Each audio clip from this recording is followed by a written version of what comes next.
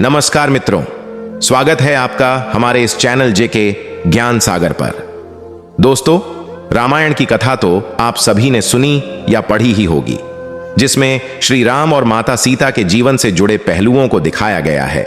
उन्हीं में से एक कहानी में बताया गया है कि कैसे मर्यादा पुरुषोत्तम श्री राम ने वन से अयोध्या लौट आने के बाद अपनी पत्नी माता सीता को एक धोबी की बातों में आकर अयोध्या छोड़कर जाने को कह दिया था। लेकिन दोस्तों, क्या आपको पता है कि वो धोबी के रूप में जन्मा एक पक्षी था, जिसके श्राप की वजह से ही माता सीता को वन में भटकना पड़ा था। जी हां, आपने सही सुना, माता सीता को श्री राम के वियोग के लिए अकेले वन में रहने का श्राप मिला था।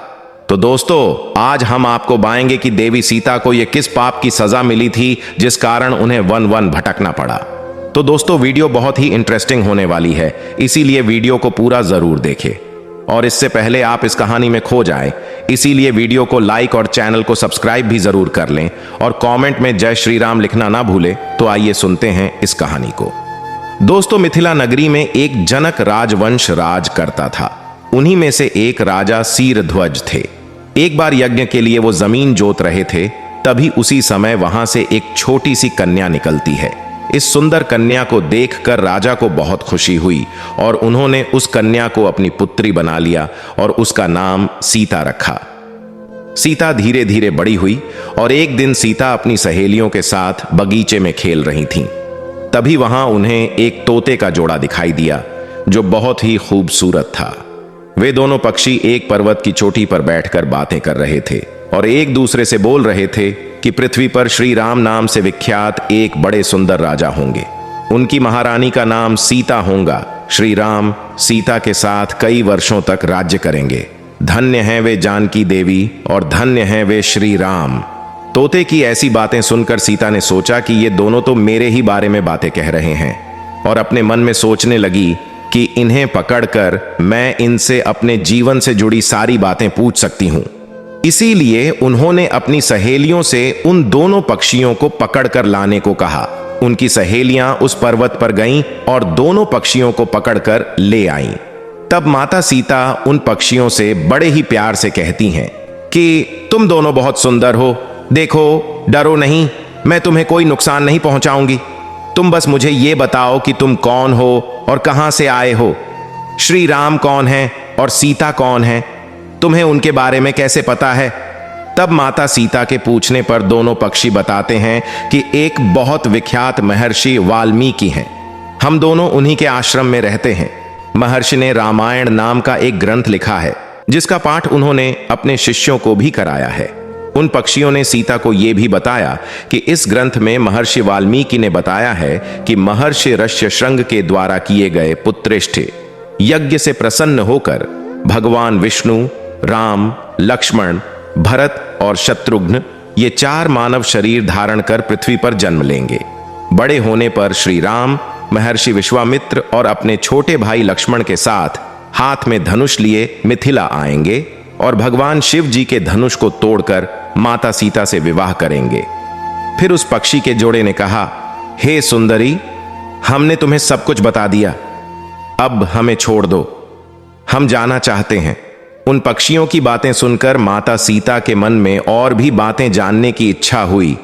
उन्होंने उन दोनों से पूछा कि राम कहाँ होंगे, वे किसके पुत्र हैं, कैसे वो मिथिला आकर जानकी से विवाह करेंगे। तब नर तोता बोला कि श्री रामचंद्र का मुख कमल के समान सुंदर, नेत्र बड़े बड़े और खिले हुए, नासिका ऊंची, पतली भुजाएं घुटनों तक, गला शंख के समान होगा। तब तोता बोलता है कि मैं उनका क्या वर्णन करूं, जिनके गुणों का बखान 100 मुख वाला भी नहीं कर सकता। दोनों पक्षी कहते हैं कि जानकी देवी धन्य हैं, जो जल्द ही रघुनाथ जी की पत्नी बनकर उनके साथ कई वर्ष तक राज करेंगी। तब उस पक्षी ने माता सीता से पूछा, लेकिन तुम कौन हो? उन पक्षियों की बातें सुनकर सीता ने कहा कि जिसे तुम लोग जिसे जानकी कह रहे हो, वो मैं ही हूं। तब माता सीता उन्हें कहती हैं कि मैं तुम दोनों को तभी छोड़ूंगी जब श्री राम यहां आकर मुझसे विवाह करेंगे, तब तक तुम दोनों आराम से मेरे घर में रह सकते हो। माता सीता की ये बात सुनकर मादा तोता जानकी से कहती कि हम वन के पक्षी हैं, हमें घर में सुख नहीं मिलेगा। तब मादा पक्षी माता रानी से विनती करके कहती है कि मैं गर्भवती हूं, मुझे जाने दो, मैं अपने स्थान पर जाकर अपने बच्चे को जन्म दूंगी। आप चाहें तो उसके बाद मैं फिर से यहां आ जाऊंगी। उसके कहने पर भी सीता जी ने उसे नहीं छोड़ा। तब उसके पति यानी नर तोते ने कहा, सीता, मेरी पत्नी को छोड़ दो, वो गर्भवती है। जब ये बच्चों को जन्म दे देगी तब उसे लेकर मैं फिर तुम्हारे पास आ जाऊंगा। तब माता सीता ने कहा, तुम आराम से जा सकते हो, लेकिन ये मुझे बहुत पसंद है। तुम घबराओ नहीं, मैं इसकी अच्छे से देखभाल करूंगी। जब सीता ने उस मादा तोते को छोड़ने से मना कर दिया तब वो पक्षी दुखी हो गया। पक्षी दोबारा सीता जी से निवेदन करता है कि मैं अपनी पत्नी के बिना जिंदा नहीं रह सकता, इसलिए इसे छोड़ दो माता सीता। तुम बहुत अच्छी हो, मेरी प्रार्थना मान लो। इस तरह उसने बहुत समझाया, लेकिन सीता ने उसकी पत्नी को नहीं छोड़ा। तब मादा पक्षी ने क्रोध में सीता को श्राप दिया कि अरे, जिस प्रकार तू मुझे इस समय मेरे पति से अलग कर रही है, वैसे ही तुझे भी स्वयं गर्भवती की अवस्था में श्री राम से अलग होना पड़ेगा। फिर कुछ दिन बाद पति से बिछड़ने के दुख में मादा पक्षी के प्राण निकल गए। पत्नी की मौत हो जाने पर नर पक्षी दुखी हो गया।